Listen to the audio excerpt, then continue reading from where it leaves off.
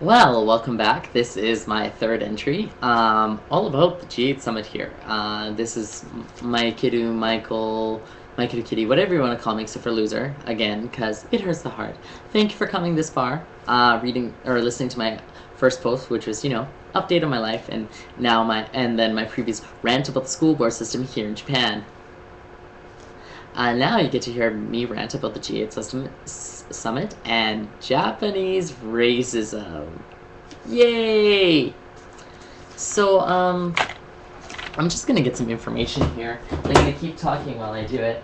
I mentioned in my first kind of video that I kind of went to Tokyo with my dad and my brother, which was great. I had a good time. And I flew back late Sunday night on the 15th of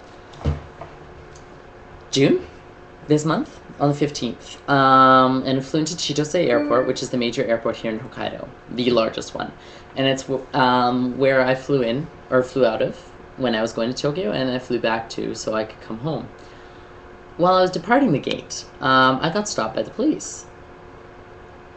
Now, I was just looking to catch my train to go home because it was late. I had a very full day, and because of certain circumstances, I hadn't had any sleep in a day and a half. So, get stopped by the police, and they demanded to see my ID, and I asked them, well, why? Now, what I have to explain here is, in Japan, you're required to carry around a card. It's an alien registration card, and it's basically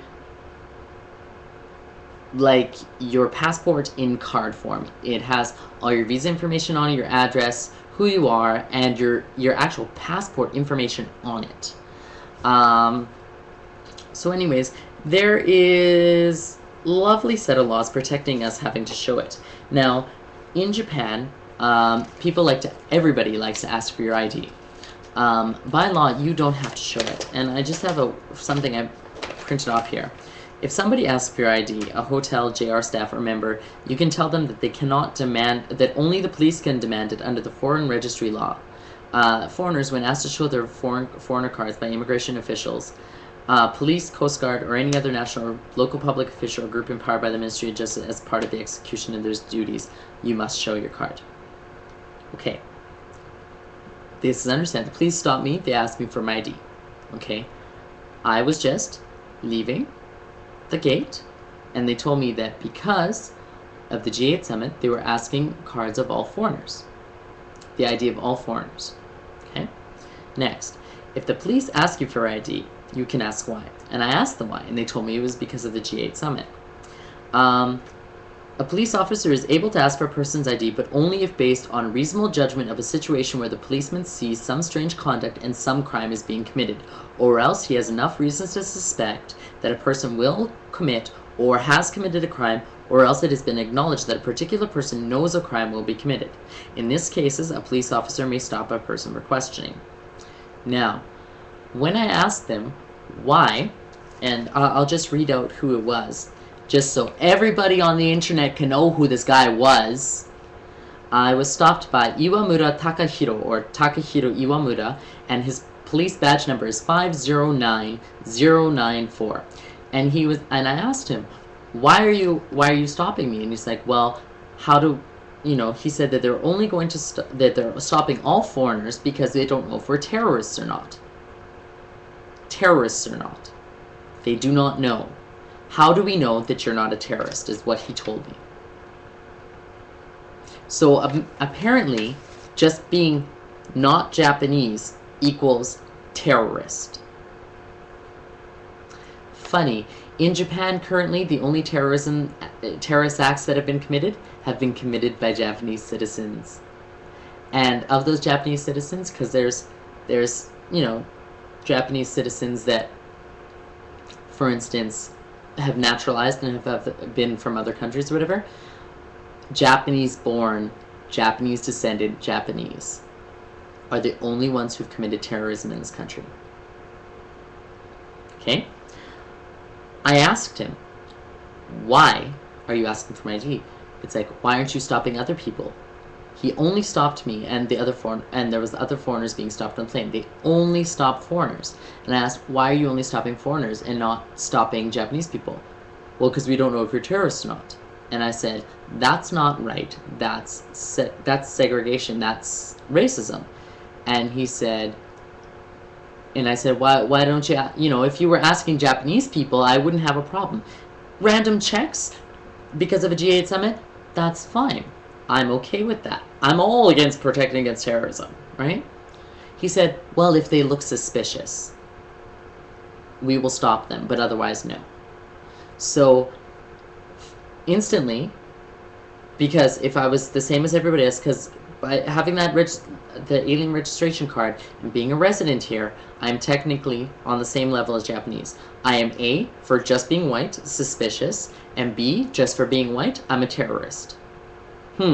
That doesn't sound like racial profiling to me. Not at all. Also, what else? He did show me his card, or no, he did show me his badge, and I asked to see it 2 or 3 times so that I could write down his information because he was taking down mine. Now, on your foreigner identification or alien identification card, there is a number. If you take down my name and that number, by inputting that number into the computer, they can find out my address, my visa status, everything. They can find out everything. They don't need any more. However, he took down my name, my address, my place of work, my visa status, everything that was on the card, including my passport number, which I don't have to give him. Does that not sound funny to you? Just so people can know what he looks like, so in case they happen to go to Chitose Airport, and because I'm feeling incredibly bitter. He had short black hair and he was wearing glasses, and he used to live in Ebetsu, here where I do, not too far from where I used to live.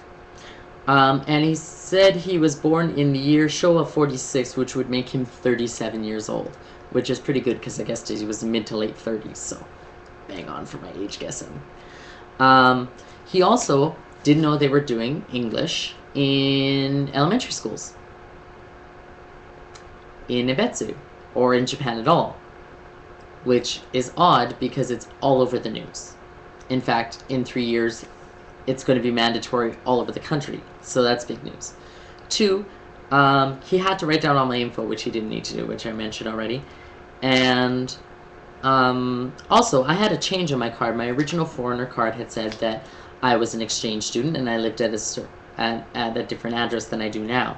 I had since moved and got my visa changed. So those 2 changes were written on the back of the card. He didn't notice those changes until I mentioned them, especially since I had already mentioned where I worked and who was my employer, which is a city. The city of Ebetsu employs me, which means I'm technically a city employee. And because of that, that usually means don't mess with them, but apparently it does, because, all foreigners are terrorists. Sorry, I'm a little bitter. He didn't notice that it says clearly exchange student on the front of the card. I had to point that out to him and tell him to look at the changes on the back. So something isn't right here. Either the message isn't going down the chain, or or something's not going right. Either way, I feel singled out. Out of all the people that got off my plane, there was like over 150 people. I was one of 3 people singled out. 3 people stopped by the police. Normally you don't get stopped by the police. So all foreigners are getting hassled at all airports in Hokkaido. Great show, Hokkaido. Great show, Japan. It's a human rights issue. When we had our G8 summit in Kananaskis, we didn't do the same thing. Why is Japan? Why? I don't know. But that's my beef. So anyways, I guess that's all for today. I'll let you do what you think. There's going to be some protests. Feel free to join in. I'm not going to because, don't want to lose my job. But thanks for listening about me ranting and raving about being here. And thanks for listening to my updates. And if you have any questions, leave a comment, leave kisses, leave messages, whatever. I'd like to hear from you guys. Okay? Hope to hear from you soon. And if not, big hugs and kisses to my family, my friends, and everyone else out there who you know who you are. Okay, talk to you soon. Bye.